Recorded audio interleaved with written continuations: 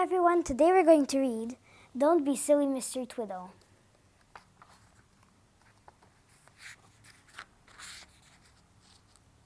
Chapter 6. Mr. Twiddle and the Toothpaste. Twiddle cleaned his teeth very well each night and morning. He had a blue toothbrush and Mrs. Twiddle had a yellow one. Mr. Twiddle liked toothpaste in a tube and Mrs. Twiddle liked it in a tin. So they couldn't possibly mistake each other's brushes or toothpaste when they cleaned their teeth. Now one night Mr. Twiddle found that he had squeezed every single scrap of toothpaste out of his tube. So he called his wife from the bathroom. "My love, will you get me some more toothpaste tomorrow? Mine's finished." "I don't see why you can't remember to get it yourself," said Mrs. Twiddle. "You pass by the chemist each morning when you fetch the paper." "Well, I will get it then." "Now you'll never remember," said Mrs. Twiddle. "I know you, Twiddle. If you had to get your own toothpaste, you'd never have to clean any of your teeth for the rest of your life." "What an untruthful thing to say," said Twiddle, feeling quite cross, especially as he knew it was very likely true. He did have a very bad memory. "A most untruthful and ridiculous thing to say. I shall buy some tomorrow." But he didn't buy any. He passed by the chemist on the way to fetch the paper, but he didn't even think about the toothpaste at all.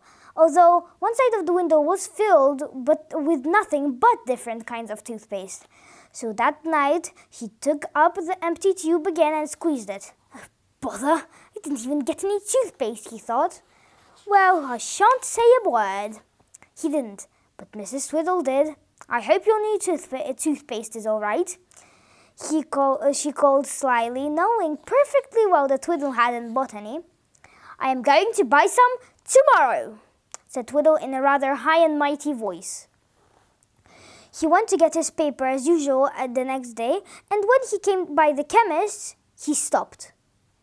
Now, what was I going to buy here, he wondered. What was I going to buy? A razor blade? No. A bottle of cough mixture? No. Some blackcurrant lozenges? I don't know.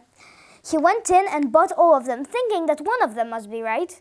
Mrs. Twiddle smiled to herself when she saw what he had brought. "You've decided not to clean your teeth with toothpaste after all," she said in a polite sort of voice. "I see you have been to the chemist and bought quite a lot of things, but not toothpaste." Twiddle felt so angry with himself that he nearly boxed his own ears. He went red and Mrs. Twiddle laughed. "I'll buy some more for you myself this afternoon," she said. And so she did, because she had a very good memory and hardly ever forgot to do what she said she would. She came in at tea time with her shopping in a basket. She went to put the kettle on and she unpacked her shopping. "There's your toothpaste," she said, picking up a long tube. "And here are some buns for tea. And here's a new pair of brown laces for you. Please put them into your brown shoes, not your black ones. And here's some glue that's to mend that teapot spout over there.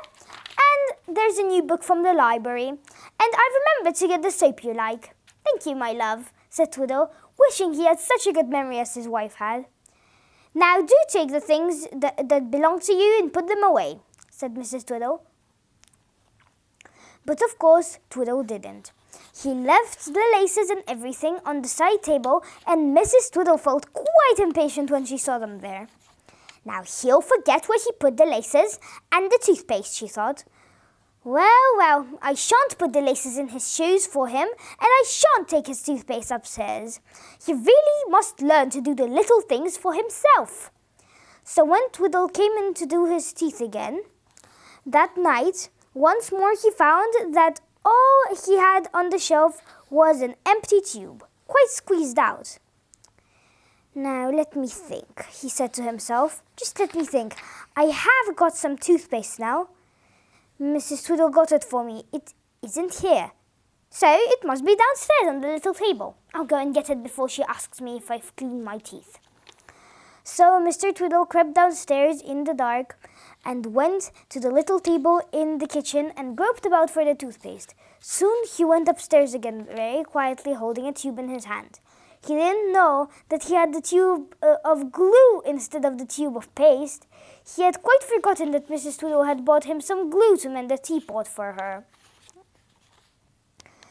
"Twiddle, are you cleaning your teeth properly tonight?" called Mrs. Twiddle from the bedroom. "Yes, dear, of course," answered Twiddle, taking off the top of the tube of glue and squeezing some glue onto his toothbrush. "Funny color," he thought when he saw it. "Not the same as usual. And what a nasty, fishy smell. I wish I had gone to buy the toothpaste myself. Mrs. Twiddle hasn't bought the kind I usually have." He began to rub his teeth with it. Oh, what a dreadful taste! Twiddle couldn't bear it. He tried to open his teeth to rinse his mouth with water. But to his amazement and horror, he couldn't get his teeth apart. No wonder, because the glue was sticking them fast together. "Twiddle! Aren't you coming to bed?" called Mrs. Twiddle impatiently. "Ooh!" said Twiddle, trying to say, "Just coming." His lips seemed to be sticking together now, too. Whatever could be the matter? "What did you say, Twiddle?" called Mrs. Twiddle, astonished. "Ooh!" answered Twiddle, feeling really alarmed now. "Twiddle, speak up! Don't mumble like that, I can't hear you," said Mrs. Twiddle sharply. "Ooh, ooh, ooh," said Twiddle, and looked up in the mirror at himself with fright. Why couldn't he talk? Why couldn't he open his mouth? Whatever was happening? "Do you think you're being funny, Twiddle?" cried Mrs. Twiddle, beginning to get cross. Twiddle didn't think he was being funny at all, but he did think he was being very, very queer. He worked his lips about trying to open them, but they were stuck fast. Mrs. Twiddle jumped out of bed. She wasn't going to let Twiddle behave like that to her, mumbling and muttering instead of giving her a proper answer. She came sailing into the bathroom in her dressing gown, looking so furious that Twiddle felt quite frightened. "Twiddle, what is the matter with you? Answer me at once," said Mrs. Twiddle, but that was more than poor Twiddle could do.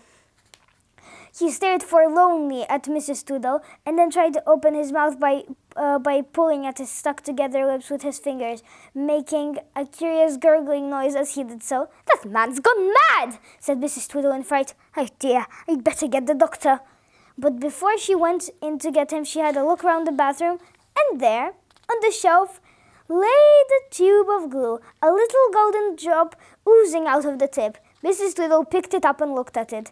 Then she looked at Twiddle. Then she picked up his toothbrush and felt it. The bristle stuck to her fingers. "Twiddle," said Mrs. Twiddle. "Oh, Twiddle, first you can't remember to buy yourself toothpaste, then I buy it for you, and yet you go and clean your teeth with the glue I bought to mend the teapot spout. Twiddle, are you mad or are you just plain silly? What am I going to do with you?" Twiddle stared at the tube of glue in horror. His eyes looked ready to drop out of his head. So that is why it smelled so weird? Good gracious, he had stuck his teeth together and lips together, and perhaps he won't never, ever be able to unstick them again. Mrs. Twiddle always bought such strong glue. "You'd better come along to bed before you do anything else silly," said Mrs. Twiddle. "Come along. You'll be washing your face with the toothpaste and brushing your hair with a bathroom stool if I leave you in here for a moment."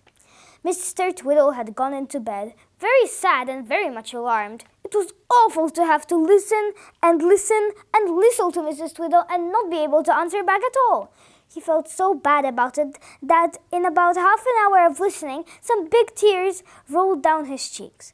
And there must have been something very strong in poor Mr. Twiddle's tears, because the drops unstuck the glue on his lips and teeth, and he was able to open his mouth again and speak. Oh, how glad he was! He sat up in his bed and opened and shut his mouth like a goldfish. "Ooh!"